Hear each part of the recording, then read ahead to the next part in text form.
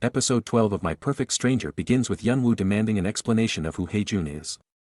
As Yunwoo tightens his grip on the matchbox, police storm Min-soo's place and find the red rope and a number of other bits of evidence, including the matchboxes. Min-soo does seem to have been set up, and while he's in a world of trouble, Hae-jun and Yunwoo continue to verbally spar.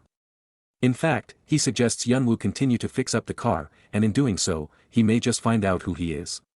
It seems to work, and Yunwoo heads home. Yoon-young catches up with Hae-jun after, reassuring him and believing that Yunwoo and Principal Yoon, given they're both family, can sense an aura around him. Hae-jun admits that he grew up without his parents. His dad would come back every now and then to visit, though, but he studied abroad, and his mom, as we know, left when he was born and never looked back. Yoon-young confides in what her nightmares have been about, pointing out that it was the perfect future, with her parents together, everything great and content, but Hae-jun wasn't there.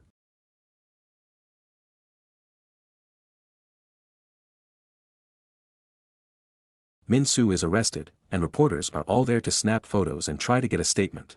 Min-soo is completely out of it, and he stumbles into the station and is drunk out of his mind. He wants to know where Mi-suk is, but the police believe they have their man. Except for Detective Beck, something doesn't sit right with him. First of all, the matchboxes were completely empty, and secondly, the handwriting is completely different. Sune and Hee-seop decide to skip school and spend time together. When they got near the house, Sunny's mother overhears their entire conversation. A chat that sees Sune decide to help out her mom more as she knows she's having a hard time right now. Meanwhile, Yunwoo speaks to Principal Yoon, who points out when he first met Hae-jun, which is when he saved those kids from the sniffing glue incident. He was also there to save the kids from a fire, and Yoon points out that this is his most defining attribute.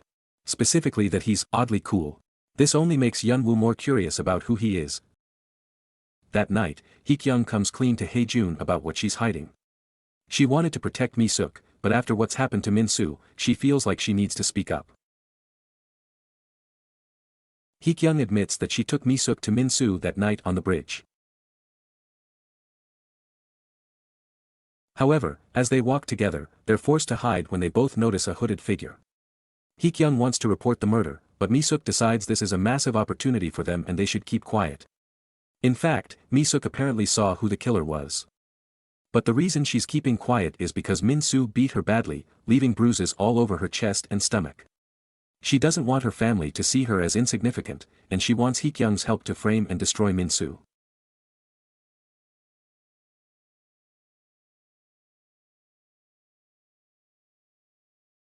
Hae-jun realizes that Mi-suk is not the culprit but another witness. And an important one at that. She saw the killer's face. However, the phone rings, and Byum-ryong sobs into the receiver. It's about Sune. Something has happened to her.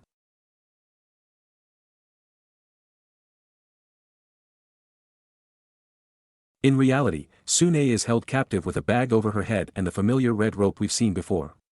She's alone, with the killer watching over her. The killer puts the note in a matchbox and places it in Sunny's pocket. Everyone is out looking for her, but it's Byum-ryong who finds her first. He tries to help, but in getting her out, the killer attacks with a brick. The pair fight, but unfortunately, Byum-ryong gets beaten to a pulp as a result. Sune can only hear the sickening smacks of the brick against her skull as she runs away, hands tied behind her back. The killer catches up with Sune as she runs away, but he switches lanes and rushes back in the opposite direction when he notices Hae-jun close in.